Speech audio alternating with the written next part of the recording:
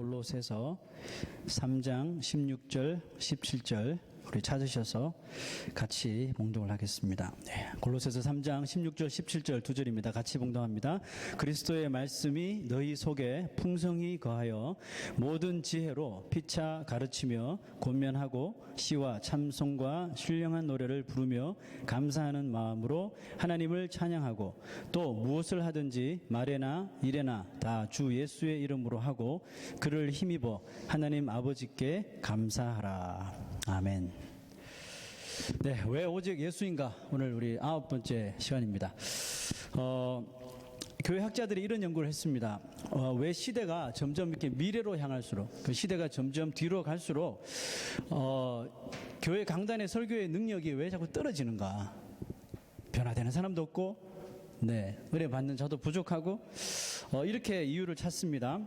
역사적으로 뛰어난 설교가들, 그러니까 19세기, 20세기에 정말 회중들을 들었다 놨다, 영적으로 들었다 놨다 했던 조지 위필드, 찰스 스펄전, D.L. 무디, 또 마틴 로이드 존스, 이런 탁월한 설교자들이 이 시대에 많이 없기 때문이다라고 이유를 들었고요. 또 다른 이유는 뭐냐면 그 이유에 이런 설명을 덧붙이기를, 그 시대에는 19세기, 20세기 때는 지금처럼 이게 들을 것이 없었던 시대였기 때문에 사람들은 들을 준비가 지금보다는 확실히 그 시대에 더 잘 되어 있었다, 이런 이유를 말합니다. 과거의 교회와 현재의 교회는 참 많이 달라졌죠. 더불어 이 과거의 성도들과 현대의 성도들도 많은 변화가 있었습니다. 교회의 그런 안과 밖의 모습도 변했지만 무엇보다 이 성도의 교회와 이 하나님의 말씀에 대한 그 애티튜드, 자세가, 마음 자세가 많이 달라졌어요. 굳이 그렇게 먼 과거로 우리가 안 가도 돼요. 우리가 어린 시절로만 가도 충분히 그것을 알 수 있습니다. 과거와 비교해서 가장 많이 달라진 것이라면 바로 이 하나님 말씀에 대한, 이 말씀을 듣는 이 성도들의 그런 자세, 마음가짐, 이것이 많이 변화됐다는 겁니다. 무슨 말이냐면 과거, 즉 아주 듣고 아주 볼거리가 많지 않았던 시절 한번 생각해 보십시다. 스마트폰도 없었고요, 컴퓨터도 없었고, 당연히 인터넷은 꿈도 꾸지 못하는 그런 시대가 불과 몇십 년 전입니다. 몇 년 전입니다. 기껏해야 제 기억으로는 그래요. 제가 어린 시절에 우리 동네에서 TV 있는 가정이 한 가정, 두 가정 정도? 그래서 그때 가장 유명했던 여로인가요? 여로 한번 보려면 전파상 앞에 동네 사람 다 모여가지고 보고 구경했던 그런, 네, 시절이었습니다. 이렇게 레디오도 잘 없었고 이런 전기 제품들이 잘 없을 때, 정말 그 시즌에 정말이지 사람들이 별로 그렇게 들을 거리가 없어서 교회에 모이더라도 목사님 설교를 하면 그 말씀을 이렇게 잘 들으려고 했다는 거죠. 경청을 많이 했다는 겁니다. 하지만 이 시대는 도무지 너무나 이렇게 볼거리, 들을 거리가 참 많아요. 그죠? 인포메이션이 너무 많습니다. 생활 정보, 교육 정보, 정치, 경제, 종교, 취미, 스포츠, 과학, 요즘 음식 만드는 것까지요. 네. 마음만 먹는다면 그 어떤 정말 고차원적인 정보들도 우리가 쏙쏙 찾아서 쉽게 들을 수 있고 또 볼 수가 있습니다. 기독교도 마찬가지겠죠. 특히 교회에 대한 내용, 교회에 대한 정보, 손가락만 조금만 놀리면 전 세계에 있는 교회에, 사이트가 있는 교회들은 다 그 설교를 찾아 들을 수가 있고, 또 찬양을 들을 수 있고, 훈련 프로그램, 교회 정보까지 순식간에 그 데이터들을 우리가 다 뽑을 수가 있습니다. 이와 같은 여러분 정보 홍수는 자칫 성도들의 그 귀를 정말 세상적인 것들로 다 이렇게 가득 채워버렸습니다. 어떤 설교를 해도 과거의 성도들처럼 경청하지 못하게 만듭니다. 그리고 하나님 말씀을 잘 들었을지라도 이 예배를 마치고 이제 집으로 돌아가고 금방 한 주를 살아가면서 또 다른 이런 인포메이션들이 우리의 삶 속에, 우리의 마음 속에 막 비집고 들어와서 어렵사리 들었던 그 은혜 받았던 하나님의 말씀까지도 이것을 다 밀어내버리는 거예요. 자, 여러분, 저번 주일날 제가 설교한 거 제목 기억하시나요? 네, 지금 눈을 위로 치켜 드시는 분들은 모른다는 뜻이겠죠? 저도 좀 가물가물합니다. 왜 오직 예수인가를 지금 9번째 설교를 하고 있어요. 그죠? 그 중에 이제 부제목들이 계속 수록이 되었었는데, 예수로 옷 입자는 거였죠. 그죠?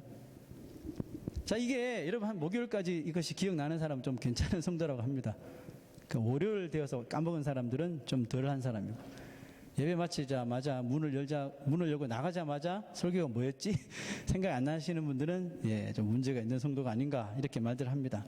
여러분, 지금 우리들의 그 머리와 우리들의 가슴에 지금 가득히 담겨져 있는 것이 무엇인지 한번 생각해 보십시오. 한 주 동안 살아오면서 내 안에 채워진 것들은 과연 얼마나 나를 좀 의로운 자리로 의롭게 하는 것들인지, 혹은 그렇지 않고 나의 삶을 더욱더 컴플리케이트하게, 아주 복잡하게 만들고 산만하게 만드는 것이 아닌가 생각해 볼 필요가 있습니다. 오늘 우리가 읽었던 말씀에서 사도 바울은 그리스도인들이 자신의 삶에 반드시 채워 넣어야 할 것이 무엇인가를 세 가지로 나눠서 이야기하고 있는데요. 첫 번째가 뭡니까? 16절, 그리스도의 말씀이 너희 속에 풍성히 거하여 모든 지혜로 피차 가르치며 권면하고 라고 말하고 있습니다. 여러분, 하나님의 말씀이 우리 안에 풍성히 거하도록 하는 방법은 딱 한 가지입니다. 뭐예요? 우리가 말씀을 떠나지 않는 거죠. 말씀을 떠나지 않는 길은 또 한 가지예요. 계속 말씀을 읽는 길밖에 없어요.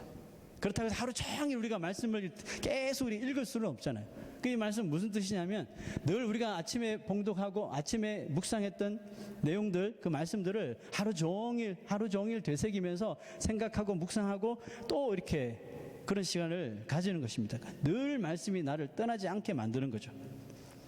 오직 여호와 율법을 즐거워하여 그 율법을 어떻게 해요? Day and night, 주야로 묵상하는 자. 이 사람이 누구라고요? 성경에서 말하는 복 있는 사람이라고 그러잖아요. 우리 예수 믿는 사람들 다 복 있는 자들 아닙니까? 그럼에도 불구하고 말씀을 주야로 묵상하기는커녕 거들떠보지도 않는 삶이 너무나도 많습니다. 여러분, 누구든지 말씀을 가득히 마음에 담고 살아가는 자는 늘 그 말씀의 컨트롤을 당할 수가 있는 것입니다. 그 말씀의 지배를 당할 가능성이 아주 높은 사람이에요. 그와 반대로 그리스도인이지만 전혀 말씀을 상대하지 않고 말씀을 떠나 있는 자는 늘 세상의 일, 세상의 정보에 이끌려서 살아갈 수밖에 없죠. 여러분, 누구든지 말씀을 가득히 마음에 담고 하루를 살아가는 자는 시냇가에 심기운 나무와 같죠. 시냇가에 심기운 나무가 어때요? 철을 따라 열매를 맺으며 그 잎사귀가 never 마르지 않는데요. 마르지 않으며 거기다가 하는 모든 일이 다 형통하리로다라고 말씀을 통해서 복을 얻는 자의 그 축복을 말하고 있습니다. 오늘 말씀 보니까 그리스도의 말씀이 어디에 풍성히 가라고요? 너희 안에, in you, 그죠? richly, 아주 부유하게 풍성하게 거하게 하라라고 말합니다. 너희 속에라는 말은 뭡니까? 우리 마음 속에, 즉 우리의 생각과 우리의 이 이데올로지, 사상과 우리의 메모리, 기억 속에 말씀을 계속해서 주입시키라는, 계속해서 말씀을 집어 넣으라는 뜻입니다. 이것은 무엇입니까? 그냥 말씀은 살아있고 운동력이 있어서 우리의 영과 혼과 골수를 찔러 쪼개게 한단 말이죠. 자, 이걸 왜 이렇게 하나님의 말씀에 능력이 있다는 것을 이렇게 나누어서 이야기했을까요? 안과 밖으로 하나님의 말씀을 풍성히 가지고 있는 자는 전 인격을 하나님의 말씀이 붙잡고 이끌어가 간다는 겁니다. 그러니까 그 말씀의 지배 아래 우리가 거하게 된다는 사실이에요. 그러므로 너희 속에 말씀이 풍부하게 거하게 하고 모든 지혜로 피차 가르치며 권면하라 그랬습니다. 여기서 말씀하고 있는 이 지혜는 세상의 지혜가 아니에요. 이 지혜는 오직 하나님의 말씀이 주는 지혜입니다. 여러분, 하나님의 모든 말씀에는 창세기부터 요한계시록까지 66권 하나님의 말씀에는 하나님의 지혜가 군데군데 곳곳에 다 담겨져 있었어요. 그러므로 우리의 어떤 상황을 만나도 그 모든 상황을 대체할 수 있고 극복할 수 있는 모든 지혜가 하나님의 말씀에 담겨져 있다는 것입니다. 그러니까 우리에게 성경 말씀이 자꾸 우리를 말씀에 따라 살게 하는 그 이유가 있다니까요. 다 이유가 있어요. 그러므로 그리스도인의 삶에서 우리가 가르치고 훈계하고 권면하는 것은 그리스도인이라면 오직 하나님의 말씀에 근거하여서 이렇게 가르치고 권면할 수 있어야 됩니다. 여러분, 말씀이 내 안에 머물고 있을 때 그 인생이 순종의 자리까지 나갈 수 있어요. 말씀을 모르는데, 말씀을 붙잡지 않는데 무슨 순종을 합니까, 여러분? 위선적인 순종이 될 수밖에 없죠. 말씀에 따른 순종만이 주님께서 기뻐 받으시는 헌신이요 순종이 됩니다. 얼마 전에 이런 경험이 있었습니다. 얼마 전도 아니에요. 이번 주에네요. 오늘 아침에 이제 저는 집에서 아이들 학교 보내기 위해서 이제 막 바쁘고 아내도 출근하기 위해서 바쁜데 출근하기 바로 직전에 저에게 이제 아니군요. 출근한 후에 카톡으로 저한테 이제 메시지를 남긴 거예요. 무슨 메시지인가 이렇게 가만히 보니까 내 생각에 당신이 좀 고쳐야 할 점이 있다는. 예, 아침에 경건한 목사한테 고쳐야 할 점이 있으니까 뭐 그 점은 제가 비밀이니까 이야기 안 하겠습니까? 제 아내한테 물어보지 마십시오. 네, 그런 게 있다 생각하시고 네, 고쳐야 할 점 있으니까 고치래요. 갑자기 기분이 팍 상하더라고요. 더 기분이 나쁜 것은 나뿐만이 아니라 우리 딸들 중에 한 명이 나랑 똑같은 생각을 가지고 있다. 이렇게 저한테 이야기하는 거예요. 아내 한 사람이라면 제가 어떻게 한번 해보겠는데 두 명이 그렇게 생각한다니까 기분이 더 나쁘더라고요. 내가 저희들 어떻게 키웠는데 어떻게 그런 말을 하냐. 막 열이 막 나고 아침부터 기분이 되게 상하더라고요. 그래서 아내 말에 뭐 답변도 안 해주고 그냥 씩씩거리면서 이것들 봐라. 그러면서 이제 저녁에 집에 돌아오면 내가 다 모아놓고 한마디 해야 되겠다. 나는 너무나 이노센트한데 너무나 결백한데 무슨 소리냐. 오히려 풀어야 되겠다. 이런 결심을 하고 이제 씩씩거리면서 이제 하루를 지났는데 목사니까 또 성경을 펴야 되잖아요. 그날 아침도 이제 성경을 읽는데 하필 그날 제 마음을 이렇게 찌르는 이 성경 구절이 딱 펼쳐진 거예요. 제가 순서대로 성경 읽는데 잠언을 지금 읽고 있어요. 제가 그날 아침에 읽었던 성경 구절을 제가 그대로 한번 가져왔어요. 이 구절이 있는 거예요. 잠언 12장 1절 말씀에 읽어볼까요? 훈계를 좋아하는 자는 지식을 좋아하거니와 징계를 싫어하는 자는 짐승과 같으니라. 이게 또 1절에 딱 펴자마자 오늘 읽을 성경 구절 1절에 이 말씀이 턱하니 나오는 거예요. 와, 징계를 싫어하는 나는 짐승이네. 이렇게 되는 거죠. 쭉 읽다 보니까 또 한 구절이 저를 팍 이제 완전히 쓰러뜨리는데 15절 말씀이에요.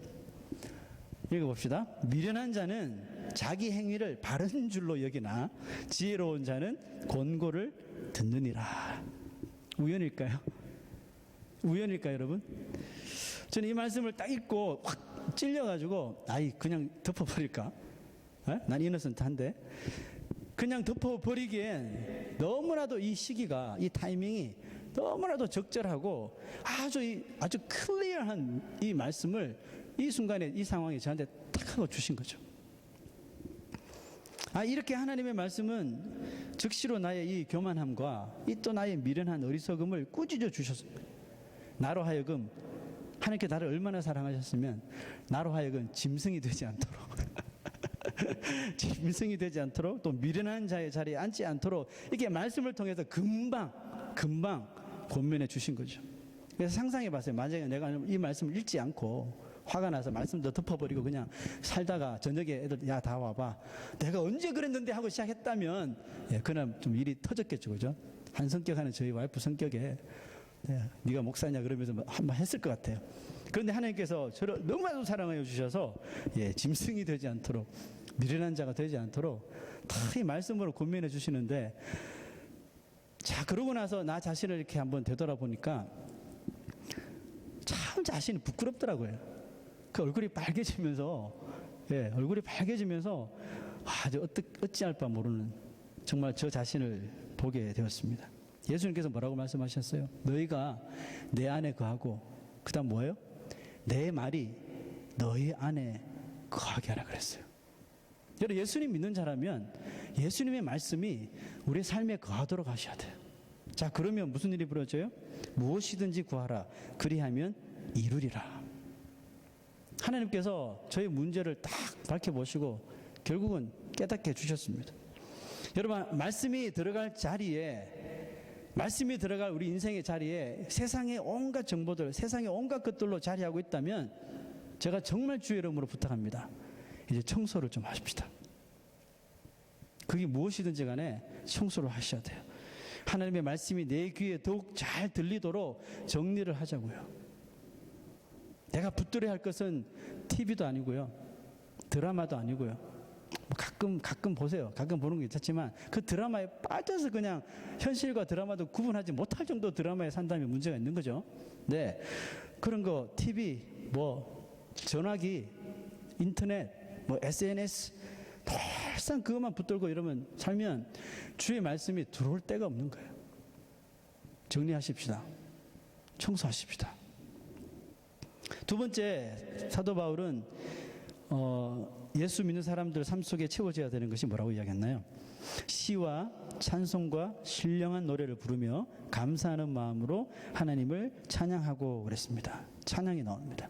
시편에 보시면 하나님은 이스라엘 중에 거하신다 그랬는데 특별히 언제 거하시냐 하면 하나님은 이스라엘의 찬송 중에 거하신다라고 말씀하셨어요. 그 말은 하나님께서 하나님의 백성들이 찬송 부르는 것을 좋아하신다, 싫어하신다? 빨리 대답하세요. 좋아하신다. 찬송 중에 거하시는 것을 좋아하셔요. 그러므로 하나님이 기뻐하시는 성도의 삶 가운데 하나는 뭐냐 하면 우리가 찬양할 때입니다. 하나님, 오늘도 우리 예배 시간에 찬송했잖아요. 찬송했잖아요. 어떤 마음으로 여러분 찬송했는지 저는 알 수 없어요. 그러나 저는 경건하게 하려고 정말 주님을 생각하고 부르긴 불렀어요. 여러분 어떻게 찬양하셨습니까? 여러분 좀 더 구체적으로 말하면 어떤 상황 가운데서도 하나님께 찬양할 수 있는 사람, 그 사람의 삶을 기뻐 받으신다는 거예요. 여러분 누가 찬양을 할 수 있습니까? 착한 사람입니까? 도덕적으로 문제가 없는 사람입니까? 아주 윤리적으로 뛰어난 사람입니까? 인격이 좋은 사람입니까? 찬양을 많이 아는 사람입니까? 찬양을 잘 부르는 사람입니까? 이것도 저것도 아니에요. 여러분 누가 찬양하는 줄 아세요? 늘 하나님께 감사할 수 있는 사람, 늘 하나님 앞에 감사할 수 있는 자는 입에서 찬송이 나오게 되어 있습니다. 자, 그럼 여러분 삶을 한번 쭉 보세요. 내 삶 속에 감사를 통해서 찬양이 흘러나오는지, 한 입에서 찬송이 나오고 저주가 나온다 그랬는데 찬송 아닌 다른 것들이 뭐가 흘러나오는지 생각해 보시면 되겠죠. 하나님께 감사하는 마음을 왜 가지게 되는 것입니까? 여러분 우리 하나님 앞에 늘상 감사합니다, 감사합니다 고백하시잖아요. 그럼 자기 자신에게 한번 질문해 보셔요. 나는 왜 감사하지? 나는 왜 하나님께 감사할까? 여러분 그 답을 확실히 가지고 있는 사람이 좋은 믿음을 가지고 있는 사람이에요. 나는 하나님 앞에 무엇을 감사한지 모르면서도 그냥 감사합니다. 그 아무런 의미가 없잖아요. 저 예를 하나 들게요. 성경에서 좋은 이런 믿음을 보인 사람을 두 사람만 제가 찾았는데요. 구약에서는 욥이라는 사람이고 신약에서는 바울이라는 사람입니다. 자, 이 두 사람의 공통점을 이제 한번 찾아보세요. 욥이 고백했던 내용을 한번 볼까요? 자, 이 고백을 욥이 했는데 이 고백을 하게 된 배경은 여러분 잘 아시리라 믿어요. 그죠? 그냥 하룻밤에, 하루아침에 그냥 모든 것을 싹 잃어버렸죠. 그죠? 자, 그 후에 욥이 고백했던, 하나님 앞에 고백했던 말이에요. 자, 읽어봅시다. 내가 모태에서 알몸으로 나와 싸운 즉 또한 알몸으로 그리로 돌아갈지라. 주시니도 여호와시요 거두시니도 여호와시오니 여호와의 이름이 뭐요? 찬송을 받으실지니이다. 자, 욥이 지금 당한 상태를 여러분 아시죠? 제가 다 설명해 드릴까요? 알 거예요. 그죠? 엄청난 상황을 맞았습니다. 그냥 폭삭 망한 거죠. 자기 몸까지 완전히 마귀한테 얻어 터져가지고 저주받은 몸이 되었습니다. 이런 상황에서 욥이 고백했던 것은 찬송이라는 거냐. 참 놀랍지 않습니까, 여러분? 그냥 그럴 수 있지 뭐 이겁니까?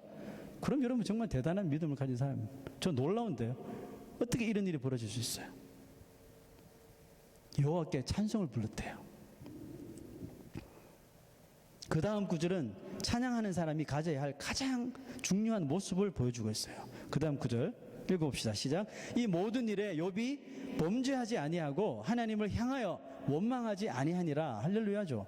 이 모든 일, 집에 가셔서 욥기 1장 2장만 보세요. 넘어가지 마시고 1장 2장까지만 보세요. 1장만 봐도 여러분 욥이 어떤 상황을 맞이했는지 알 거예요. 그런데 이 모든 일에 욥이 범죄하지 아니하고 하나님을 향하여 원망조차 하지 않았대요. 그 뭐가 나왔다고요? 찬송이 나왔대요. 바울을 볼까요? 바울은 빌립보 지방에서 복음을 전하다가 그냥 붙잡혀서 막 실큰 매를 맞은 거예요. 신라라는 사람과 함께. 그리고 빌립보 감옥에 저 깊은 감옥에 갇힌 거예요. 죄수도 아닌데 손과 발에 수갑을 차고요. 막 얻어 터진 채로 그냥 저 가장 극악한 이 강도들이 있는 곳에 그냥 수감돼 버린 겁니다. 근데 성경은 이렇게 이야기해요. 바울과 신라가 한밤중에 일어나 기도하고 하나님을 찬미하더라. 이 찬미가 찬송이잖아요. 하나님을 찬송하였더라라고 고백하고 있어요. 여러분 한번 물어봅시다. 왜 찬양했을까요? 바울과 실라가 죄수도 아닌데 수갑 차고 얻어 터져서 피 흘리면서 그 강도들만 있는 그 굴에 이 감옥에 갇혀서 있는데, 그것도 한밤중에, 깊은 밤에 왜 일어나서 찬양을 했을까요? 여러분 한밤중에 갑자기 잠이 깨서 일어나서 찬양 불러본 적 있었어요? 여러분 왜 바울과 실라가 찬양을 하게 되었을까요? 저는 그렇게 생각합니다. 바울과 실라는 오늘 하루 동안 있었던 일들, 특별히 고난받고 핍박당하고 얻어맞고 수갑차고 갇히는 이 모든 일들이 무슨 일이 자기 삶 속에 일어난지가 솔직히 그게 자기 삶에 중요한 것이 아니라고 생각했기 때문에 그렇습니다. 그럼 바울과 실라가 중요하게 여겼던 게 도대체 뭔데요? 내가 예수님 믿으라고 하는 그 복음을 전하면서 매를 맞고 옥에 갇힌 예수님도 찔리고 못 박히고 창에 그 피 흘리신 그 예수 그리스도와 같은 그 스티그마 흔적을 나도 복음을 전하면서 가지게 된 것에 대하여서 기쁨이 넘치는 거야. 생각해보고 생각해봐도 억울한 게 아니라 생각해보고 또 생각해봐도 와, 공평하신 하나님 나에게도 이런 은혜를 주시다니, 그 생각하니까 기쁜 거예요. 그러니까 그 입에서 찬양이 나오는 거예요. 그러니까 이것은 내가 찬양을 해야지, 자 신라 몇 장 찬양합시다 시작, 이게 아니라 그냥 입에서 찬양이 술술술 흘러나온 거예요. 어떤 찬송을 불렀는지 정말 궁금해요. 그 하나님의 은혜를 찬송했겠죠. 그죠? 그 사도행전 그렇게 고백해요. 그 찬송을 부르는데 그 모든 죄수들이 그 찬송 소리를 듣더라 그랬어요.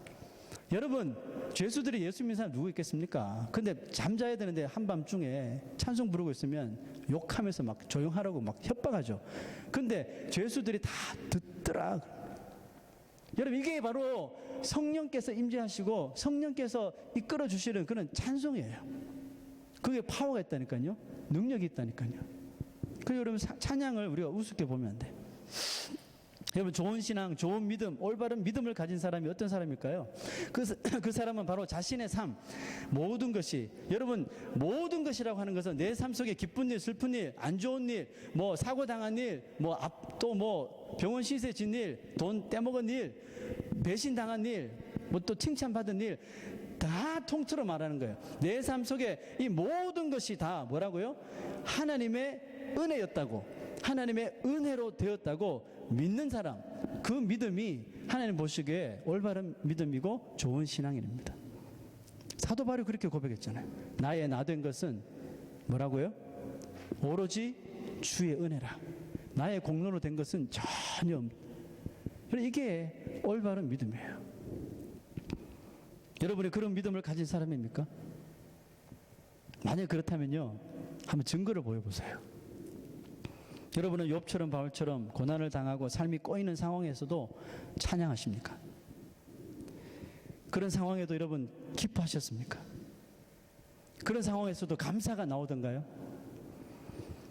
여러분 그런 상황에서는 도저히 찬양도 뭐 기쁨은 고사하고 여러분 감사가 나오지 않죠. 만약 여러분 우리가 한 번도 이런 상황 속에서 이런 믿음의 행동이 나타나지 않는다면 참 미안한 이야기지만 여러분들은 제가 보기에 너무나도 좋은 사람이에요. 너무나도 좋은 사람들인데 아직 좋은 믿음을 가진 사람은 아닙니다. 그건 제가 장담할 수 있습니다.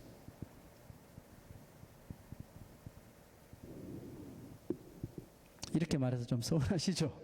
네? 서운하시죠? 그죠? 서운하실 거예요. 예수 그렇게 오래 믿고 다녔는데 좋은 믿음을 안 가졌다고 목사가 말하니 얼마나 서운합니까? 말하는 저도 서운한데요. 서운해하지 마시고 여러분 이 말씀을 잘 좀 들어보세요. 여러분 시편이 총 몇 장으로 되어 있어요? 150장이잖아요.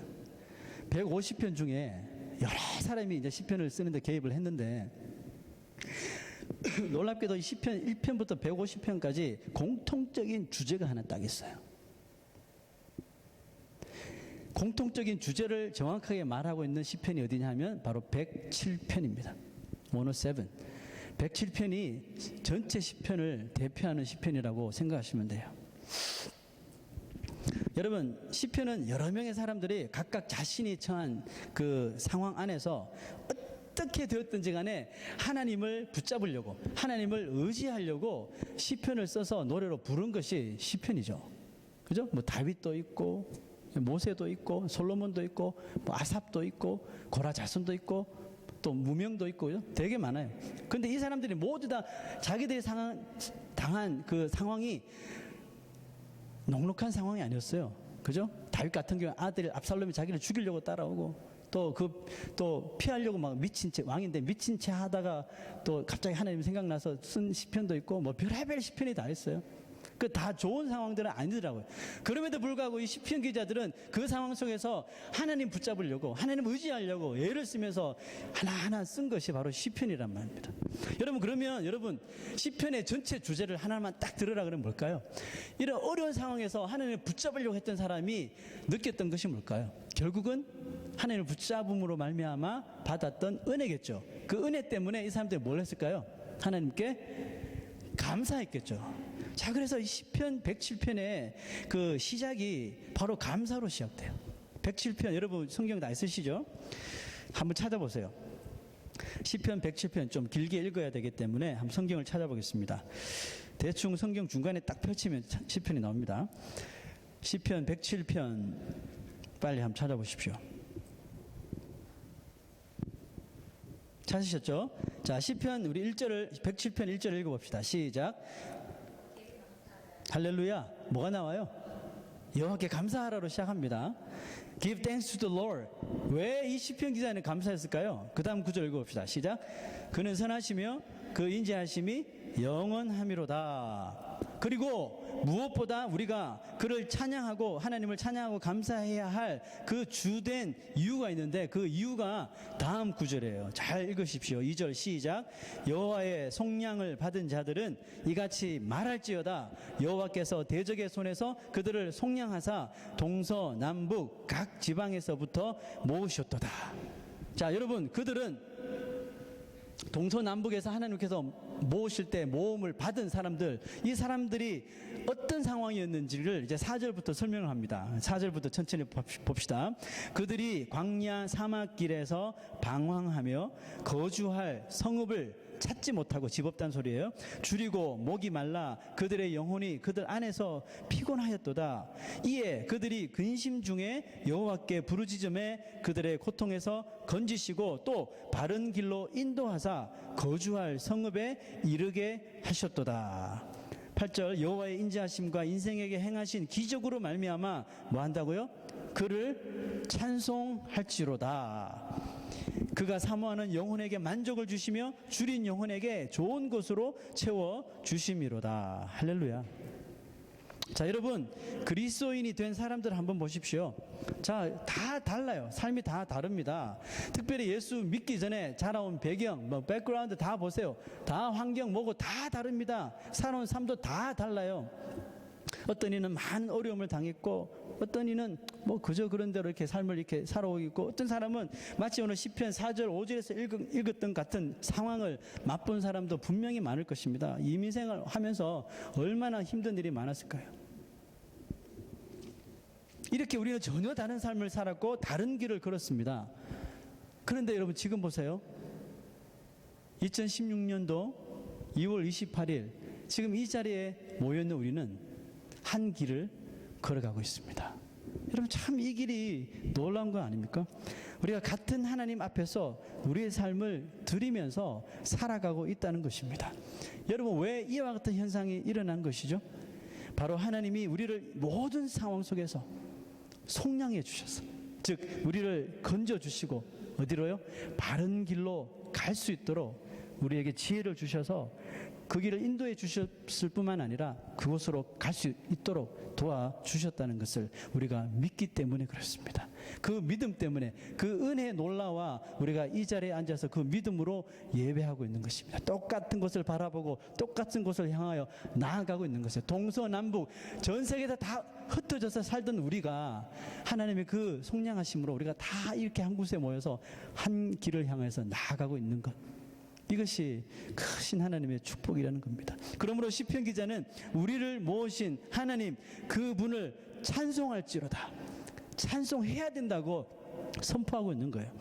여러분 마음에 하나님을 내 삶 가운데서 더 많이 찬양하지 못하고 더 많이 기뻐하지 못하고 이런 상황 저런 상황에 감사하지 못했던 것에 대하여 후회하고 안타까워하는 사람이 있을지 모릅니다. 저가 그런데요. 내가 그 상황에서 왜 하나님 앞에 찬송하지 못했지? 내가 왜 그 상황 속에서 화를 냈을까? 내가 왜 그 상황 속에서 하나님을 기뻐하지 못하고 감사하지 못했을까? 저도 생각하면 생각할수록 후회하고 안타까운 마음이 절절합니다. 여러분 어떻습니까? 그렇더라도 여러분 지금 후회하지 마시고 안타까워하지 마시고 이 찬송의 고백을 한번 들어보세요. 윌리엄 카우퍼라고 하는 분이 쓴 찬송시인데요. 제가 한번 읽어보겠습니다. 주님, 제가 가진 가장 큰 안타까움은 제 사랑이 너무나도 연약하고 너무나도 미약하다는 것입니다. 그러나 당신을 사랑하고 당신만을 경배하오니 당신을 더 많이 사랑할 수 있도록 저에게 은혜를 베푸소서. 나는 저와 여러분들이 예수만 믿는 그리스도인들이 되기를 간절히 원하며 기도합니다. 교회 다니는 사람이 아니고 예수 믿는 사람이 되었으면 좋겠어요. 교회 다니는 사람은 많습니다. 널린 게 교회 다니는 사람이에요. 근데 예수 믿는 사람은 적은 것 같아요. 예수를 믿어야 됩니다. 왜 예수님이 나를 속량해 주시는지 그것을 깨달아야지 참된 예배가 나오고 그것에서 참된 찬양이 나오고 기쁨이 나오고 감사가 나오는 거예요. 이것을 배제한 채 우리가 교회를 다니면 잘못 사는 거예요. 잘못 사는 거. 저는 늘 기도합니다. 우리 교회 어린아이 꼬맹이부터 우리 노인까지 청년, 청소년까지 다 예수 믿는 사람이 되게 해달라고. 그게 제 꿈입니다, 여러분. 그래서 다 거듭나고 구원받아서 천국 시민 되는 거. 여러분 그게 제 꿈이에요. 주님 오시는 그날까지 우리 교회 숫자가 이 정도로 계속 가더라도 저는 상관없어요. 그날까지 제가 할 일은 우리 여러분 한 사람 한 사람 또 여러분들의 배우자들 교회 안 다니는 사람 교회 부정하는 사람들이 다 예수 믿고 인격이 변화되고 거듭나고 천국 시민이 되도록 하는 것. 그게 내 사명이구나 믿고 갈 거예요. 주님 오시는 거 내가 은퇴하는 그날까지. 뭐 그 사이에 좀 더 하나님께서 사람들 보내주시고 숫자가 늘어나고 좋겠지만 저는 더 부담이 돼요. 왜? 제가 더 1대1로 양육해야 될 사람이 많아지는 거니까 내가 과연 다 할 수 있을까? 저는 그 정도 그릇밖에 안 돼요. 그래서 지금 하나님께서 주신 이 그릇에 만족하면서 그래도 지금 제가 턱없이 부족하잖아요. 개척하고 5년이 지났는데도 아직까지 보면 믿음이 시들시들하고 아무 느낌 없이 예배하고 찬송하고 기도하지 않고 일주일이 넘도도 성경 한번 바라보지 않는 그런 사람들이 이렇게 많은 것을 보면서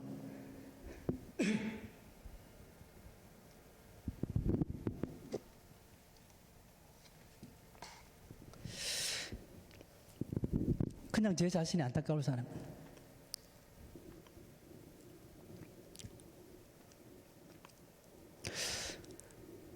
참 하나님 앞에 죄스럽고요. 미안하고 또 성도 여러분들에게 참 미안한 마음이 많습니다. 그럼에도 불구하고 그 저의 간절한 기도 소망은 그거예요.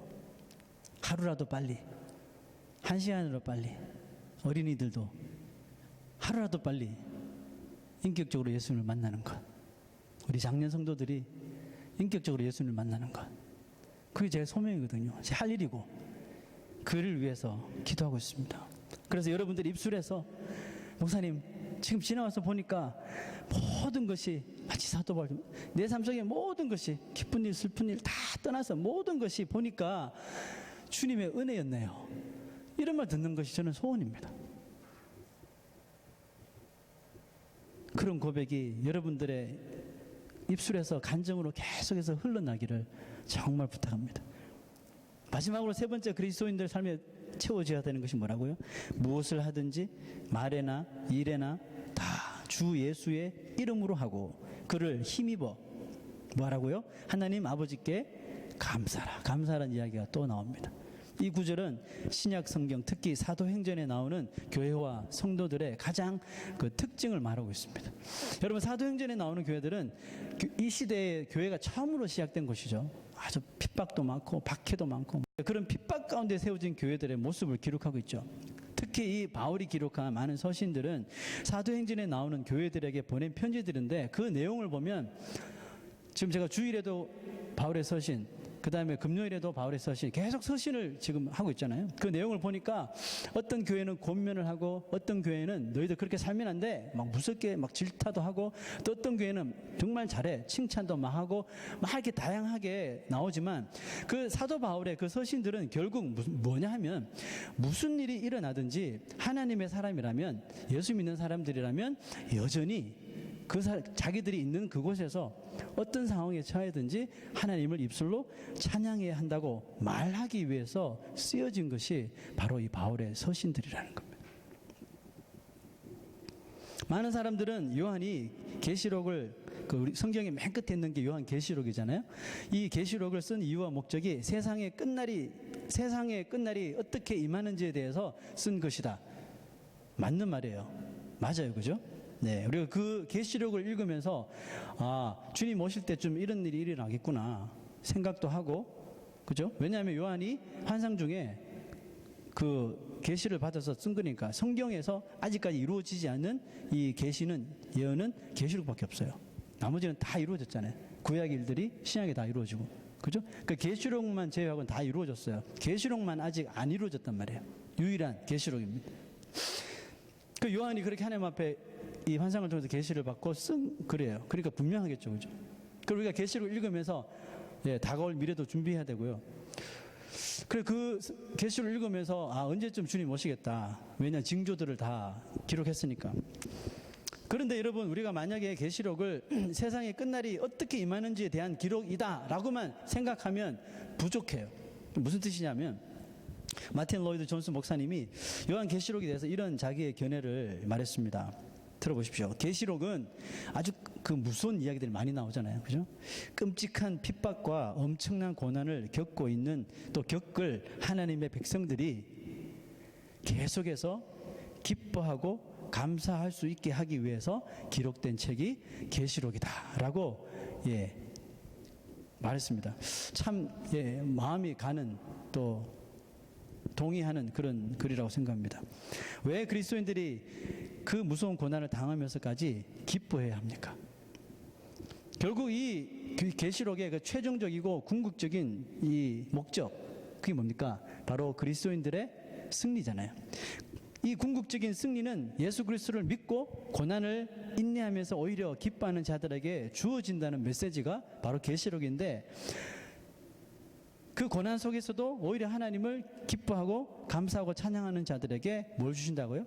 마지막의 승리를 그 그리스도인들에게 주신다는 거였어요. 그게 이 계시록의 핵심입니다. 여러분, 성경에는 간단하게 이 두 부류의 사람들이 등장해요. 경건한 자와 경건하지 못한 자. 아마 이 세상의 모든 사람들은 이 두 부류로 다 분류하면 맞을 거예요. 양과 염소로 분류하듯이 다 분류하면 딱딱딱 맞아 떨어져 가요. 여기 있는 우리 모두도 이 두 가지 가운데 하나에 분명히 속할 거예요. 경건한 자인지 경건하지 않은 자인지.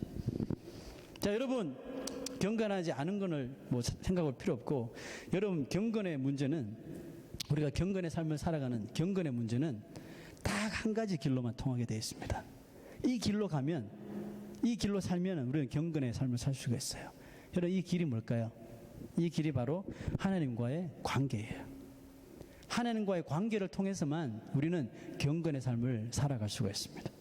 아무리 세상이 변하고 바쁘게 돌아가고 수많은 정보가 홍수처럼 흘러 넘쳐도, 아무리 먹고 살고 해야 할 일이 내 턱 앞에 와서 바쁘더라도, 우리 인생에게 특별히 예수 그리스도의 은혜로 속량받은, 구원받은 거듭난 우리 인생이 이 바쁜 생활 속에서 가장 핵심적으로 중요하게 여기는 핫 이슈가 뭐냐 하면 바로 하나님과의 관계뿐이라는 것입니다. 이것보다 더 중요한 문제가 없어요, 여러분. 이 문제를 해결하십시오. 이것이 가장 중요한 문제입니다. 바로 여기에 우리 인간의 흥망성쇠, 인간의 성공과 실패가 다 거기에 달려있다는 것입니다. 그리고 하나님과의 관계를 가지는 길이 뭐예요? 하나님의 말씀을 늘 우리 삶 속에 넘치도록 하는 것. 우리 입술로 늘 하나님을 기뻐하고 찬양하고 감사가 터져나오게 하는 것. 이것이 하나님과의 올바른 관계를 유지하는 길이는 것입니다. 여러분, 말씀이 여러분의 삶에 풍성히 거하시도록 더욱 말씀에 가까이 좀 다가가십시오. 제발. 말씀에 가까이 다가가십시오. 아이들이 새 속에 물들지 않도록 말씀을 부지런히 읽혀주세요. 말씀을 읽혀주시고 말씀을 들려주세요.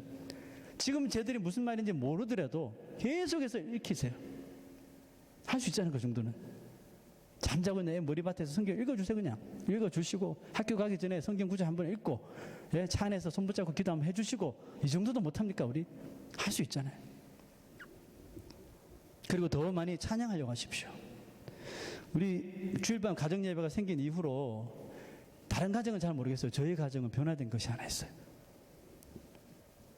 예전에는 그냥 잠자기 전에 모여서 성경 구절 읽을 때도 있고 안 읽고 그냥 기도만 하고 잘 때도 많았었는데 이제 공식적으로 주일밤 가정예배를 이제 순서에 따라 드리니까 좋은 점이 뭐냐 하면 그 시간을 딱 어떤 것도 이렇게 터치 못하도록 만들 수 있다는 것이고, 그 다음에 주일에 아이들 예배를 드리잖아요. 청소년 예배를 드리잖아요. 그러면 얘들이 무슨 은혜를 받았는지 쉐어할 수가 있고, 그 다음에 똑같은 말씀을 같이 읽고 또 말씀을 나누면서 아이들과 함께 하나님의 말씀을 붙드는 그런 은혜가 있고, 또 찬송을 같이 부르는데 제가 찬송을 정해주기도 하고 그냥 여러분들이 정하기도 하는데, 저는 한국말로 찬송을 자꾸 부르게 하거든요. 그 아이들이 이제 발음도 안 좋은데 한국말로 막 뜨듬뜨듬하게 막 이렇게 막 발음을 하는데 그게 막 웃긴 거예요. 찬송을 하면서 막 기쁨이 막 넘치는 그것 때문에 막 웃기기도 하고 희락이 막 넘치면서, 이봐라 우리가 하나님 앞에 예배하니까 기쁨이 있잖아. 그러면서 막 기뻐하기도 하고요. 그래서 이제 2주 지났는데 저희 가정으로 따지면 저는 너무 좋아요. 개인적으로. 여러분들 어떻습니까?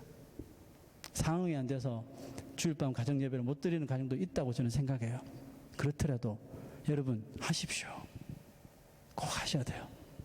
한 가정이 한 상에 둘러앉아서 예수 이름으로 모여 함께 찬송하고 함께 기도해주고, 여러분 아버지가 엄마가 아들에게 딸에게 줄 수 있는 가장 큰 축복이 기도해 주는 거예요. 말씀 들려주는 거예요. 그죠? 100번 우리가 공부 잘했다고 칭찬하고 선물해 주는 것보다 가장 확실한 축복이 기도해 주고 말씀 읽어주고 같이 찬송 부르고 예배하는 것이라는 것을 잊지 마시기 바랍니다. 예수님은 살아계신 우리의 말씀이십니다. 너희가 내 말에 거하라 그랬잖아요. 예수님은 말씀으로 이 세상에 오셨어요. 예수님은 우리의 말씀이십니다. 그리고 그분은 우리의 노래이십니다. Jesus is my song. He is my word. 그죠? 예수님이 나의 말씀이시고 나의 노래이십니다. 그러면 노래를 불러야죠. 그죠? 말씀을 붙들어야 됩니다. 어느 때나 뭘 할 때나 말씀이신 그분 안에 거하시고 그분을 노래할 때 모든 상황을 극복할 뿐 아니라, 내가 보기에 이것은 극복한 것이 아니라 더 힘든데, 근데 사도 바울처럼 내 마음에 기쁨이 있어. 찬양이 흘러나오는 거예요.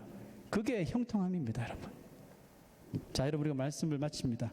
우리가 기도하기 전에 하나님의 은혜로라는 찬송이 있죠.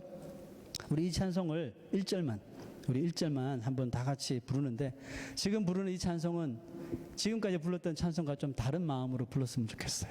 우리가 왜 찬송을 해야 되는지 오늘 말씀을 통해서 보았습니다. 그죠?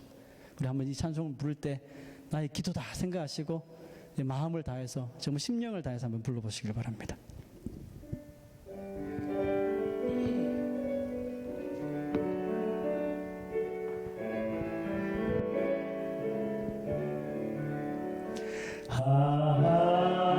하나님의 은혜로 있을 때 없는 자, 왜 구속하여 주는지 나 알 수 없도다. 내가 믿고 또 의지하는 내 모든 형편 잘 아는 주님, 늘 돌보아주실 것을 나는 확실히 아네.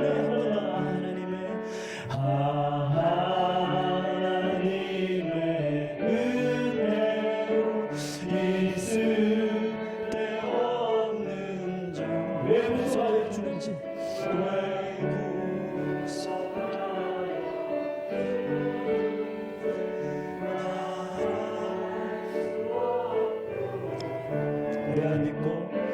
내가 믿고 또 의지하